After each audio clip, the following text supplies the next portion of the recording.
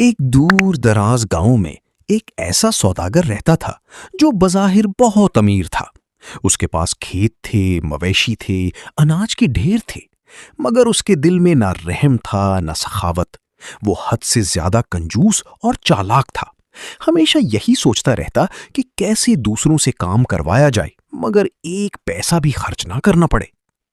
एक दिन उसने अपने नौकर को बुलाया। उसकी आवाज में हुक्म भी था और गुरूर भी।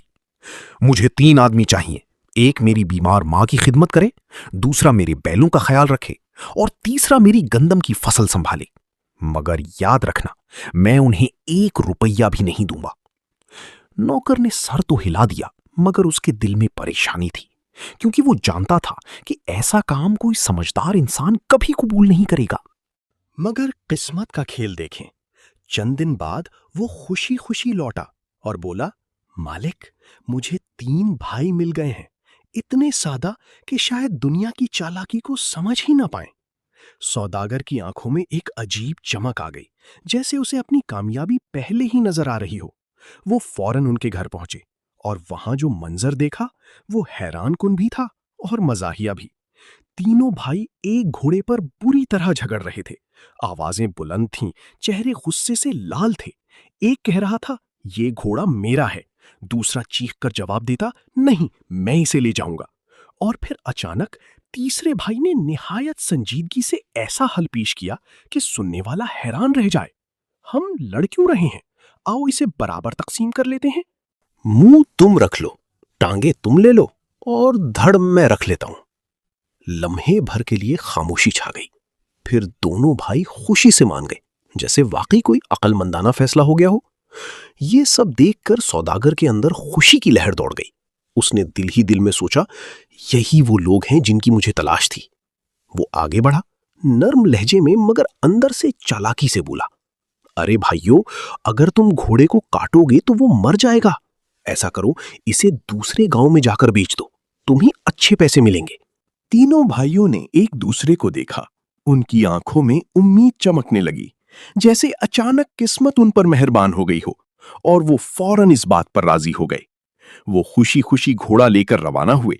रास्ते में उनके ख्वाब और बातें मासूम थीं। एक कह रहा था, मैं पैसों से बड़ा घर बनाऊंगा। दूसरा मुस्कुराकर बोला, मैं तो रोज मजे मजे के खाने खाऊंगा। और तीसरा हंसते हुए बोला, मैं तो बस आराम करूंगा। मगर उन्हें क्या मालूम था कि उनकी ये खुशी ज्यादा देर कायम नहीं रहेगी। चलती चलती जब थकन ने उन्हें घेर लिया तो उन्होंने सोचा, कुछ देर आराम कर लेते हैं। उन्होंने घोड़े को दरख्त से बांधा, जमीन पर लेट गए और देखते ही देखते गहरी नींद में चले गए। फजा में खामोशी थी, सिर्फ हवा की हल्की सरसराहट सुनाई दे रही थी। और इसी खामोशी को तोड़ते हुए सौदागर का नौकर वहां पहुंचा। उसके चेहरे पर चालाकी भरी मुस्कुराहट थी। उसने आहिस्ता से इर्द गिर्द देखा और धीरे से घोड़ा खोल कर ले गया, जैसे कोई शिकारी अपनी शिकार को चुरा ले।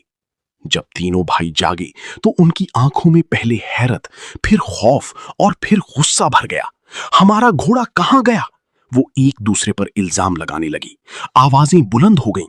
मगर फिर तीसरा भाई बोला, अब लड़ने से क्या फायदा, चलो इसे ढूंढते हैं।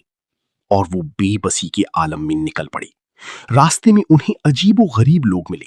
किसी ने कहा घोड़ा उसके पास है, किसी ने सर दिखाया, किसी ने जिस्म की बात की। और वो मासूम भाई हर बात पर यकीन करते गए, उलझते गए और आखिरकार उसी सौदागर के पास पहुंच गए जिसने ये सारा जाल बिछाया था। वहां पहुंचकर जब सौदागर जोर से हंसा और बोला, मैं ही वो सौदागर हूं, तुम्हारा घोड़ा भी मेरे पास है और अब तुम भी मेरे कैदी हो, तो तीनों भाइयों के चेहरे खौफ से जर्द पड़ गए। उनकी उम्मीद एक ही लम्हे में टूट गई। उन्हें काम सौंप दिया गया, एक को बीमार मां, एक को बैल और एक को फसल। दिन गुजरते गए, थकन बढ़ती गई। मगर जब सौदागर 2 दिन के लिए चला गया तो उन्होंने सोचा, अब आराम का मौका है। मगर उनकी सादगी ने एक बार फिर तबाही मचा दी। पहले भाई ने मक्खियां मारने के चक्कर में मां को ही मार दिया, दूसरे ने बैलों के सर अलग कर दिए और तीसरे ने फसल को आग लगाकर पका दिया।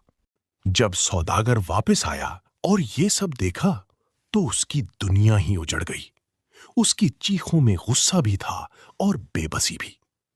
आखिरकार वो थक हार कर बैठ गया और बोला, मेरा घोड़ा ले जाओ और यहां से चले जाओ। तीनों भाई खुशी खुशी निकले, मगर उनकी आदत न बदली। उन्होंने फिर कहा, चलो घोड़ा तकसीम करते हैं। और ये सुनते ही घोड़ा खौफ से बिदक गया और तेजी से भाग निकला। पीछे रह गए तीनों भाई और एक खामोश सबक कि बेवकूफी और लालच का अंजाम हमेशा नुकसान ही होता है।